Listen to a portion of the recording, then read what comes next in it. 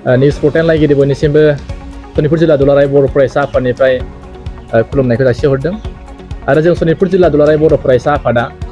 थांनाय 24 डिसेम्बराव जि बेलस्रिनि दैमालुआव जि मोनसे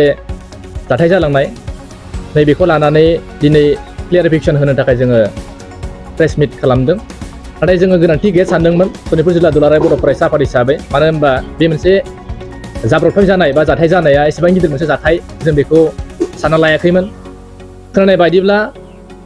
बि नायजाब होननाय एक्स एनडिबिनि जाय बिथाङा बनसुदानो होनानै घग्राजुलिनिफ्राय लानानै नर्थ दिकेजुलि बा ओरै बेलस्रि साइडखै सोरबा गावनि सिनाखि बिथांमोननियाव आलासि जानो फैनाय सुलादै बनसुदानायनि मोनसे खैसल नैबेखौ बिथाङा खालामबाय थादोंमोन, जायखौ 24 डिसेम्बर खालि बेलस्रिनि दैमालुनि साखाथि थानाय माखासे रायजोफोरा जों सनितपुर जिल्ला दुलाराय बर' फरायसा आफादनिसिम फोरमायहरदोंमोन आरो बिथांमोन रायजोफोरा खावलायदोंमोन बेयाव सनितपुर जिल्लायाव बनसुखौ जायगा होनाय जानाय नङा बा बनसु दानो होनाय जानाय नङा। दा बेखौ लानानै रायजोफोरा गोबां होंगो दोंगो जादोंमोन बै गामियाव, जेराव जोङो सनितपुर जिल्ला दुलाराय बर' फरायसा आफादनिफ्राय बेबायदि दावराव दावसिखौ जों लुबैयाखै हिसाबै बा रायजोफोरनि खावलायनायखौ जोङो सनमान होनानै आरो बिटिआर एकर्डनि जि मोनसे बिटिआर एक्सटेनसन सिमा बारायनाय नैबेखौ थाबैनो मावफुंनांगौनि थाखाय बेबायदि दावराव दावसिखौ जों लुबैयाखै। बे हिसाबै जों सनितपुर जिल्ला दुलाराय बर' फरायसा आफादा बे मोनसे जि जाथाय जानाय दावराव दावसि जानाय बे दैमालु बेलस्रि आनसलिकनि सिङाव थानाय बे दैमालुआव जि मोनसे जाथाय जानाय नैबेयाव थांनानै जोङो जि बि नायजाब बिथाङा बनसु दानो फैनानै जि दावराव दावसि मोनसे जाथाय खालामबाय, नैबे जाथायखौ जोङो जेन दावराव दावसि गिदिर जाया नैबेखौ नोजोर बोनानै जोङो पुलिस प्रशासननि मददजों जोङो नैबे दावराव दावसिखौ जोङो जेन गैया जायो बा दावराव दावसि जाया नैबेखौ नोजोर बोनानै जोङो थांनाय जादोंमोन। दा बेयाव जों एसेबां गिदिर मोनसे जाथाय सानना लायाखैमोन, जों क्लियारिफिकेसन होनांगौबो जोङो सानना लायाखैमोन। नाथाय क्लियारिफिकेसन होनांगौनि गोनांथिया नैबेसो जाबाय, जोंहा CC BI नि आफादगिरि मानगोनां दिरेन बर' बिथाङा सनितपुर जिल्ला एबसुखौ दाय जाबसिनबाय थादों बा माखासे दख'राफोरखौ बेयाव मेनसन खालामबाय थादों, बिथांमोना बुदों मादों बेबायदि गोबां बाथ्रा। दा बेयाव जि दैमालुनि रायजोफोर बिथांमोना सुखुवाखै हिसाबै बिथांमोना मिथिनाय बायदिब्ला फंसे फंनै सोरबा रायजोफोरा बा गामिनि सेंग्रा लाइमोनफोरा आखाइ होलायनाय जादों गावनि अख्रानि थाखाय, नैबेखौ जोङो खोनानो मोननाय जादों। दा बेयाव जोंबो बेखौ सनितपुर जिल्ला दुलाराय बर' फरायसा आफादनिफ्राय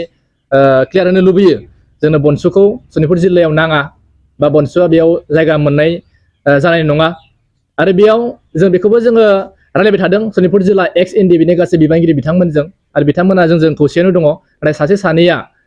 मा बुजिदों जों बेखौ मिथिया, नाथाय बांसिन एक्स एनडिबि सनितपुर जिल्लानि बिथांमोना जोंजों रायलायदों आरो बिथांमोनजों जोङो मोजां सोमोन्दोआवनो दङ। बे समाव आङो CC BI नि आफादगिरि जे धीरेन बर' बिथाङा दाखालि बावैसो प्रेस मिटनि गेजेरजों माखासे बाथ्रा आरो दुलाराय बर' फरायसा आफादनि सायाव बा सनितपुर जिल्ला दुलाराय बर' फरायसा आफादनि सायाव बा बेलस्रि दख्रा दुलाराय बर' फरायसा आफादनि सायाव माखासे सोंथि सोंदोंमोन दि मानो बेबायदि सासे CC BI नि गाहाय नेहाथारि बिथांखौ बुनो मोननांगौ, सुनो मोननांगौ, जोनो मोननांगौ। नाथाय आङो बेखौ अलरेडि सिगाङावनो बुंथिबाय। नाथाय बेहाय CC BI नि जि आफादगिरि धीरेन बर' बिथाङा सासे एकर्डनि सिगनेटारिस जानानै बिथाङा दिनै बेबायदि कन्ट्रभारसि रायजो राजानि गेजेराव जि नांलाय खमलायनायनि जि बाथ्राफोरखौ बुंथियालासिनो एकर्ड जाफुंनायनि सायावसो गोसो होनांगौ होननानै जोङो सनितपुर जिल्ला दुलाराय बर' फरायसा आफादनिफ्राय खावलायो। जिहेथु नोंथांमोननि सायावनो आसा दङ बे एकर्डआ थाबैनो जाफुंगोन आरो बे एकर्डनि गेजेरजों दफाफोरा जुदि जाफुङोब्ला सनितपुर जिल्लाया बेवहाय हाबनो हागोन आरो बे ओनसोलनि जिखिनि हा हुनि जि समस्याफोर दङ बे जागोन। बेनिखायनो आङो बिथांखौबो खावलायगोन जाहाथे नोंथाङा सासे सिगनेटारिस जानानै आरो नोंथाङा सासे दैदेनगिरि जानानै बर' हारिनि गेजेराव गुलाय गुजाय नांलाय खमलायखौ जेन लाबोआथों। बेनिखायनो नोंथांमोननि गेजेराव जेन सावरायलायनानै मोनसे गोजोन थासारिखौ जेन इयुनाव आरो फैबाय थानाय समाव जेन लाबोयो, आं बेखौसो बेखिनियाव खावलायबाय। गिबियावनो सनितपुर जिल्ला दुलाराय बर' फरायसा आफादनिफ्राय जानानै आङो गासै सनितपुरबासि बर' रायजो राजानि नोंथांमोननिसिम इंराजि गोदान बोसोरनि आरो फैबाय थानाय मागो दमासि फोरबोनि गोजोन हामलायथिखौ आङो बावहरनाय जाबाय। दिनै सनितपुर जिल्ला दुलाराय बर' फरायसा आफादनिफ्राय जानानै माखासे प्रेस मिट होनो थाखाय बेहाय जोङो जथुमदों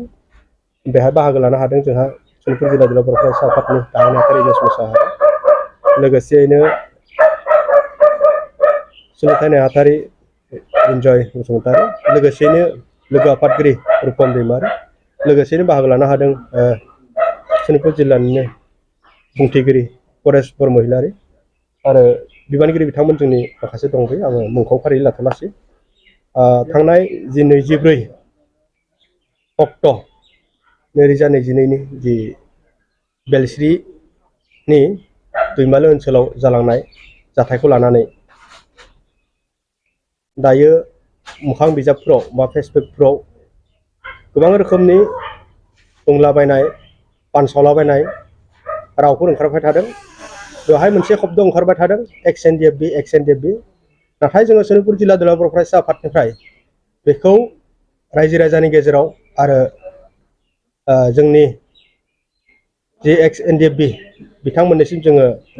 क्लियार खालामनानै होनो ओंखारदों जे मोनसे जाथाय जालांनाय बेवहाय एक्स एन डि एफ बि हिसाबै जेबो सोमोन्दो गैया आरो एक्स एन डि एफ बिफोरखौ जोङो बर' माहारिनि मोनसे समनि थाखाय थैनाय थांनायनि बर' माहारिखौ रैखाथि होनायनि थाखाय बिथांमोननि जि होलांनाय अबदान जों बिथांमोनखौ अराय मान होयो आरो बिथांमोनखौ बर' हारिनि गेजेराव अराय जोंथि जानानै थागोन जों बेखौ आसा खालामो आरो जों बिथांमोनखौ मान होयो दा बाथ्राया जादों मा बेवहाय बि नायजाब बा आदिप नार्जारि बिथाङा बे दैमालु ओनसोलाव साननैसो सिगां फैनानै थाफैनानै बेवहाय मोनसे गोदान आफाद खुलिनायनि बाथ्रा बेहाय जादोंमोन आरो बेखौ लानानैनो हालामनि रायजो राजा बिथांमोना बेलस्रि दख'रा दुलाराय बर' फरायसा आफादनि बिबानगिरि बिथांमोननो बायटेलेफनिक फोरमायथिदोंमोन दि 24 अक्ट'आव बेवहाय गोदान मोनसे आफाद दानायनि बाथ्रा सरसा जागासिनो दङ आरो बेखौ लानानैनो रायजो राजा बिथांमोना जिहेतु सनितपुर जिल्ला ओनसोला थांनाय 2020 नि 27 जानुवारियाव जि मोनसे बिटिआर एकर्ड जालांनाय बेवहाय माखासे दफाफोर दङ